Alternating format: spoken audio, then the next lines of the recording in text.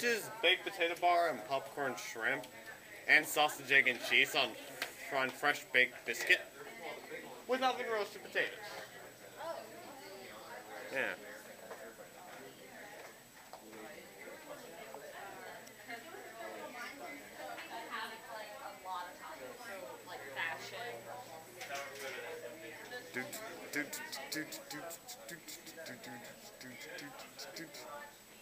Continue with your conversation.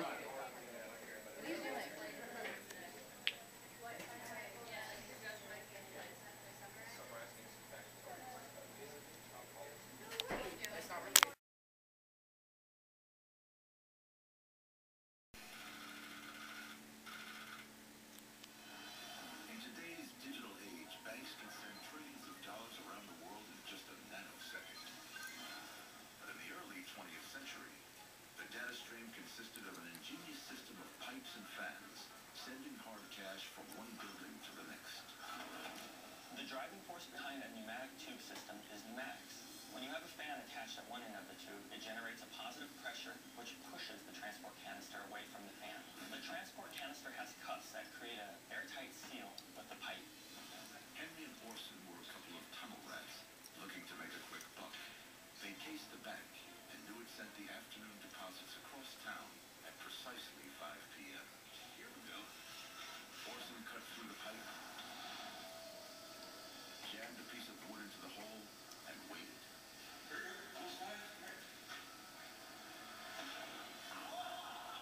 The bank didn't disappoint. Soon they were intercepting deposits from all over the city. But as more canisters came flying through the tubes,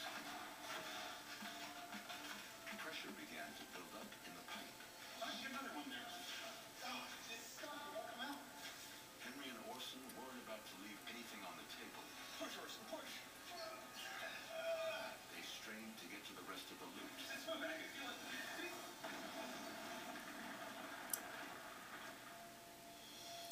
But in the end, their pipe dream turned into a nightmare. When you cut the pipe in a pneumatic tube system, you normally release pressure and render the system useless. However, in this case, when the thieves blocked the tube, the transport canisters got stuck, and pressure started building up behind it, resulting in the catastrophic failure of the tube itself. Henry and Orson thought they had an airtight plan for the perfect crime. But then they got greedy. Push, Orson, push! And instead of getting rich, they ended up paying the piper.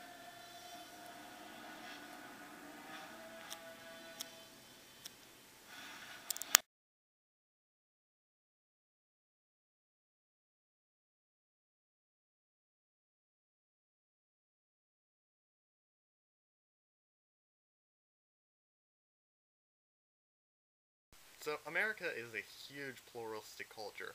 We've got people who have very huge love for various things, such as, for example, the Chinese Americans. They love their ancient Chinese culture and they bring that upon America. There are people who bring a bunch of Mexican heritage into our culture.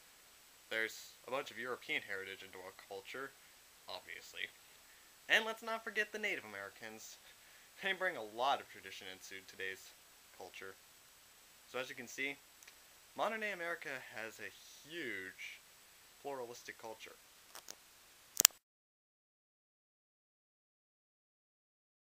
There's a lot of stereotypes today in America. We think of nerds as people with short hair who wear white t-shirts and khakis, wear glasses, kinda like mine, and things like that. Also, they really love computers and all they care about is getting very good grades in school.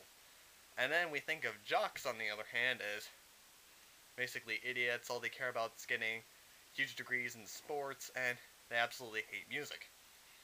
Then there are, basically, in Fairfield, they are considered stage geeks because they're pretty much all the same people, but in some other schools that are very huge, they're divided into even more subcultures, such as band geeks, chorus geeks, theater geeks, pretty much all those things. Basically, they're all the people that do stuff such as the performing arts. And then there is the basket cases, which is basically an appropriate term for an inappropriate name of the word, which is the official name of the word. I'd say that, but it's inappropriate. But basically, they're the ones who go around and absolutely love doing it. Sorry I had to say that. Anyways, so you got those people, and then you got your criminals. I bet you can see a lot of those at Fairfield. They're the ones who just go out, they smoke a bunch of weed, and then they go around and they steal things from other people's houses. They don't care about what's right or wrong. And then finally you got all your popular girls who just absolutely love lipstick and love to go out and go shopping. That all sounds familiar. It's because they're all the stereotypes played out in the Breakfast Club. Yeah. In the Breakfast Club, these 5 subcultures are played out very well, and they are very stereotyped. Today, a lot of nerds don't look like me, and not all of them are really interested in computers. My best friend Kenny Peck, he doesn't look like a stereotypical nerd, yet he loves computers, and is great with them. On the other hand, I actually look like a stereotypical nerd, but I do not care that much about computers. Kinda odd considering how we're best friends, but hey, we have our differences and we work it out. Anyways,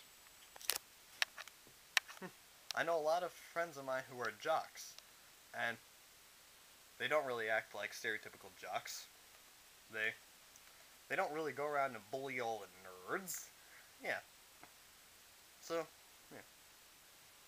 Though the popular girls really do act very much like real popular girls. And as for the criminals, well, they do pretty much act like that. The point being, the 2 main ones, jocks and nerds, don't act as they are portrayed in the Breakfast Club, which is about 26 years old now, I think. Yeah. So as you can see, there's a lot of stereotypes in this country, with kids and with some adults, and they're all pretty much different.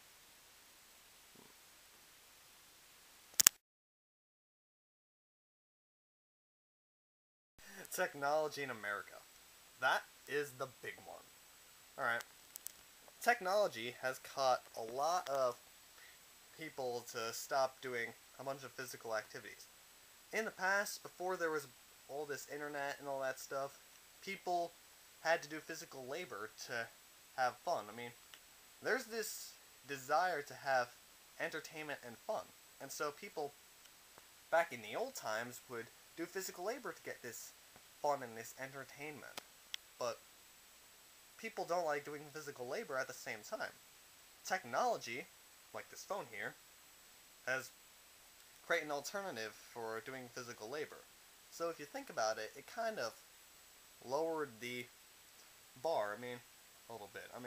If fun and entertainment is up here, is on a scale, and physical labor is up here because it has more work to have it, and technology is down here, since Americans love to do the easy thing, Americans would rather go for this one right here. But they'd only go for here because it's easier. But if they could, and it was easier, they'd rather go for up here because, yeah, this one's an easier alternative, but everybody likes to do the more active thing. They just don't want to do all the physical labor that comes with it.